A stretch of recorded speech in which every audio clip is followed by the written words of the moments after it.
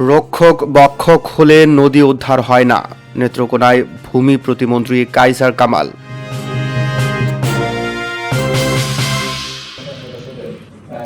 ভূমি প্রতিমন্ত্রী ব্যারিস্টার কায়সার কামাল বলেছেন, মগরা নদী উদ্ধারে আগে যারা উদ্যোগ নিয়েছিল তাদের ব্যর্থতার কারণেই কাজ এগোয়নি। রক্ষক যখন বক্ষক হয়ে যায় তখন কোনো কাজই সফল হয় না। তবে বর্তমান সরকার নদী শাসন ও উদ্ধার কার্যক্রমে নতুন করে উদ্যোগ নিয়েছে। নির্বাচনী ইশতেহারেও নদী ও খাল উদ্ধারের অঙ্গীকার ছিল এবং জনগণ সেই ইশতেহারের পক্ষেই রায় দিয়েছে। তাই জনগণের প্রত্যাশা অনুযায়ী এসব কাজ বাস্তবায়ন করা হবে। আমার যতটুকু মনে পড়ে যে ব্যর্থ হয়েছে যারা উদ্যোগ নিয়েছিল তাদের কারণে ব্যর্থ হয়েছে। অর্থাৎ রক্ষক যখন ভক্ষকের ভূমিকা অবতীর্ণ হয় তখন আর কাজ হয়নি। সো আমরা গণতান্ত্রিকভাবে নির্বাচিত একটা সরকার, জনকল্যাণ এবং জনমুখী সরকার। আমরা শুধুমাত্র এই মগরা নদী নয়, সারা বাংলাদেশের প্রত্যেকটা নদী খনন শাসনের ব্যবস্থা নিচ্ছি। পাশাপাশি আমাদের নির্বাচনী ম্যানিফেস্টোতে ছিল খাল খনন কর্মসূচি। শনিবার নেত্রকোনা জেলায় সরকারি সফরে এসে সার্কিট হাউজে বৃক্ষরোপণ কর্মসূচি শেষে সাংবাদিকদের সঙ্গে আলাপকালে তিনি এসব কথা বলেন।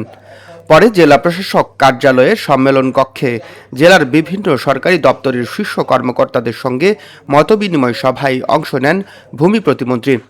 সভায় ভূমি সংক্রান্ত বিভিন্ন তথ্য উপস্থাপন করেন অতিরিক্ত জেলা প্রশাসক।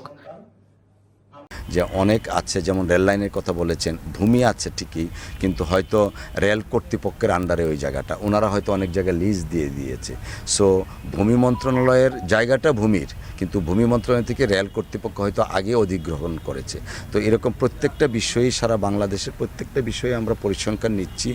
যে জায়গায় ভূমি মন্ত্রণালয়ের জায়গা আছে, ভূমি মন্ত্রণালয়ের কোনো জায়গায় কোনো বেদখল থাকলে তাদের বিরুদ্ধে আইনানুগ পদক্ষেপ নেওয়া হবে। আশা করছি জনগণের সরকার হিসাবে জনগণের কল্যাণের জন্য যা প্রয়োজন আমরা সেটাই করব ইনশাআল্লাহ। জেলা প্রশাসক মোহাম্মদ সাইফুর রহমানের সভাপতিত্বে অনুষ্ঠিত সভায় নেত্রকোনা ২ সদর বারহাট্টা আসনের সংসদ সদস্য ডাক্তার আনোয়ারুল হক, নেত্রকোনা ৩ আসনের সংসদ সদস্য ডক্টর রফিকুল ইসলাম হেলালি, নেত্রকোনা ৫ আসনের সংসদ সদস্য মাসুম মোস্তফা ও পুলিশ সুপার মোহাম্মদ তরিকুল ইসলাম সহ জেলার বিভিন্ন দপ্তরের ঊর্ধ্বতন কর্মকর্তারা উপস্থিত ছিলেন। সভায় জেলার বিভিন্ন উন্নয়ন কর্মকাণ্ড ও প্রশাসনিক কার্যক্রম নিয়ে কর্মকর্তারা নিজেদের কাজের অগ্রগতি তুলে ধরেন। পরে জেলা বার মিলনায়তনে আইনজীবীদের সঙ্গে মতবিনিময় শেষে প্রতিমন্ত্রী ঢাকার উদ্দেশ্যে রওনা দেন। ইনফোজা ডেস্ক।